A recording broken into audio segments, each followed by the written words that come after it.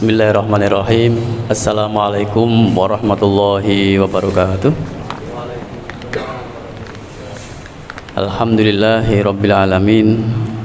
Wassalatu wassalamu ala asrafil anbiya'i wal mursalin wa ala alihi wa ashabi ajmain.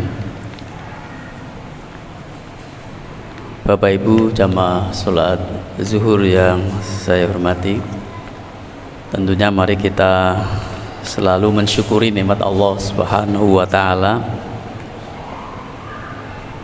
Lebih-lebih Allah pilihkan kita menjadi hambanya yang muslim, kemudian memiliki Nabiullah Muhammad SAW sebagai panduan kita, sehingga Allah sebutkan dalam Al-Quran, laqad kana lakum fi rasulillahi uswatun hasanah liman kana yarjullah wal yawmal akhir wa dzakarallaha katsira. Jadi kita bahagia, kita senang ya, karena punya nabi yang bisa kita tiru dari segi apapun. Di dalam kehidupan yang kita lihat ya, lebih saat ini ya, jadi ada beberapa tipe ya, ada yang modelnya cuek, ada modelnya yang tadi mengikuti perilaku Nabi dan sebagainya. Nah, untuk itu ada satu hadis yang perlu kita renungkan ya. Bahkan ini datang dari malaikat Jibril ya, untuk bisa kita renungkan apakah nanti kita bisa mengambil dari hadis itu kemudian kita memilih yang baik ya, bukan yang cuek tadi atau seenaknya lah misalnya gitu.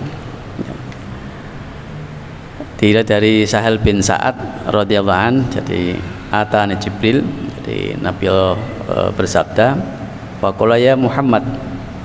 Jadi Jibril memberikan nasihat, menyampaikan kalimat-kalimat, tentu ini juga dari Allah. Isma syi'ta fa innaka mayyitun ya. Jadi Jibril datang kepada Rasulullah, saya bisa berkata, hai Muhammad, hiduplah sesukamu ya. Sesungguhnya engkau akan menjadi mayit ya. Ini jadi dengan renungan yang luar biasa kalau bisa kita renungkan. Nah, yang pertama, tinggal bagaimana sikap kita ya. Allah telah memberikan kehidupan, kemudian Allah telah memberikan panduan ya, lewat Al-Quran dan As-Sunnah, tinggal mau ngambil atau tidak. Nah, kalau kita bisa ngambil, maka ternyata hidup ini tidak lama, kemudian singkat, dan bahkan ya, kematian bisa datang kapan saja gitu ya. Nah, karena kematian bisa datang kapan saja, maka perlu kita memilih tadi hidup ya, yang memiliki panduan, tidak asal ya, tidak mengikuti hawa nafsunya, bahkan kita harus memiliki bekal. Allah Subhanahu wa ta'ala dalam surat Al-Munafiqun 10-11 itu, anfiqu mimma razaqnakum min qabli ayyatiya ahadakumul maut fayaqulu rabbi laula akhartani ila ajalin qarib fa saddaqu akum minas solihin wa la yu'akhirullahu nafsan idza jaa ajaluha wallahu khabirum bima ta'malun ya. Dan berinfaklah ya, dari sebagian yang kami berikan kepadamu sebelum ya, salah satu dari kalian datang apa itu kematian, kemudian menyampaikan, ya Rob, seandainya engkau tangguhkan barang sebentar ya, aku ingin bersedekah, kemudian juga aku ingin kumpul dengan orang soleh. Tetapi ternyata di ayat berikutnya ya, sungguh bahwa kalau ajal sudah datang tidak bisa ditangguhkan ya. Nah, ini adalah kalau kita mampu mengambil pelajaran dari tadi, hiduplah sesukamu karena engkau pasti akan menjadi mayit. Nah, tentu ini mudah-mudahan kita bisa mengambil hikmahnya, ibrohnya, bisa merenungkannya, sehingga kita hidup yang sebentar dan bahkan kapan saja kematian itu datang, dan realnya begitu ya. Kami juga sering menyaksikan juga, karena di rumah sakit itu sebulan ya, kalau di rumah sakit rumahan itu sebulan berapa tuh, 50 sampai 60 orang ya. Jadi tiap hari kan rata-rata 2 ya, belum rumah sakit lain ya. Dan itu juga variatif ya, ada yang anak-anak, ada yang besar, ada dewasa, atau umur 40, 50, 60 dan seterusnya lah. Jadi kapanpun Allah panggil kalau memang sudah jatahnya. Kemudian yang kedua adalah wahbib masyita fa innaka mufarikuh ya. Cintalah siapa saja yang engkau senangi, sungguhnya engkau pasti akan berpisah dengannya. Nah ini kadang ketika orang tidak bisa mengambil bahasanya adalah kadang berlebihan mencintainya sehingga lupa kepada Allah ya, sehingga lupa kepada perintah Allah karena cintanya tadi berlebihan.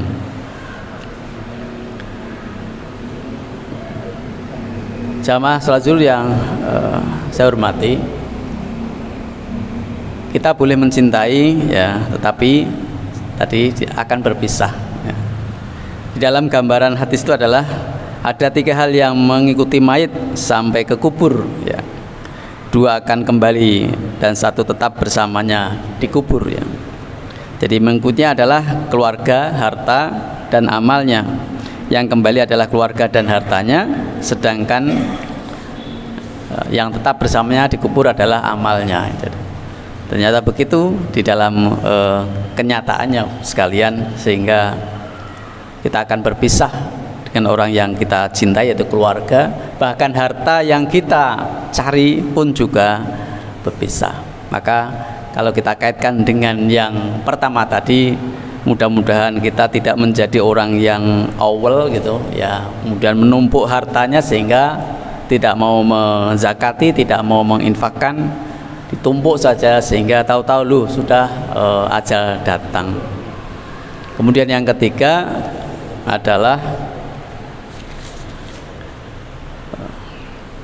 beramalah semaumu, sesungguhnya engkau akan menuai balasannya. Itu yang ketiga. Di sana ada renungan famay ya'mal mithqala dzarratin khairan yarah wa may ya'mal mithqala dzarratin syarran yarah.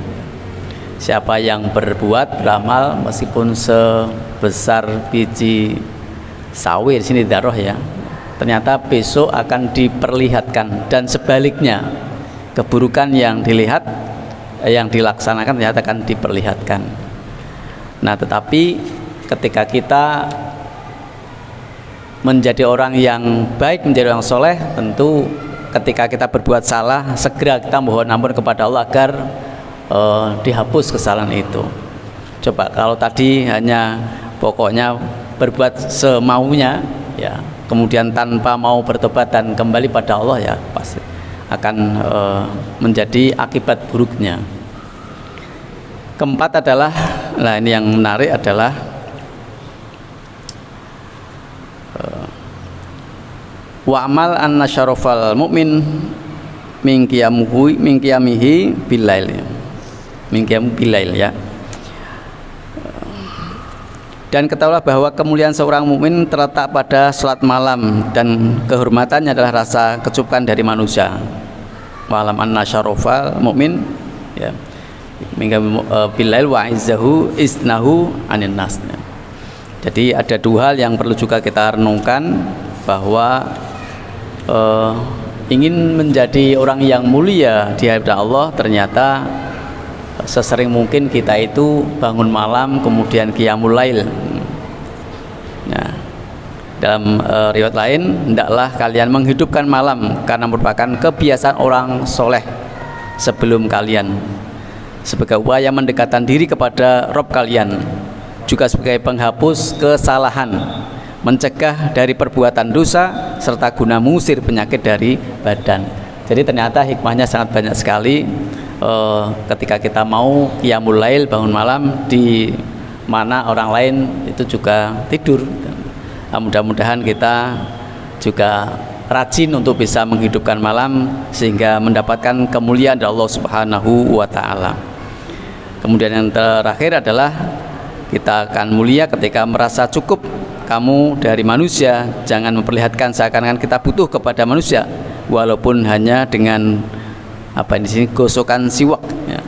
Tapi justru kita kalau ingin mendapatkan izzah adalah ya mohon kepada Allah. Barang siapa yang menghendaki kemuliaan, maka hanya bagi Allah lah kemuliaan itu semuanya. Jadi tidak mengharap manusia, tetapi hanya mengharap Allah Subhanahu wa ta'ala. Itulah hadis dari Tabrani dan menjadi renungan kita, dan sekali lagi panduan yang dari Nabi kita berupa Al-Quran dan As-Sunnah mudah-mudahan terus mengiringi kita sehingga tidak hidup dengan semaunya, seenaknya, sehingga kita terbimbing dan akhirnya mendapatkan keberkahan dari Allah Subhanahu wa ta'ala. Subhanakallah bihamdika asyhadu an la ilaha illa anta astaghfiruka wa atubu ilaik. Assalamualaikum warahmatullahi wabarakatuh.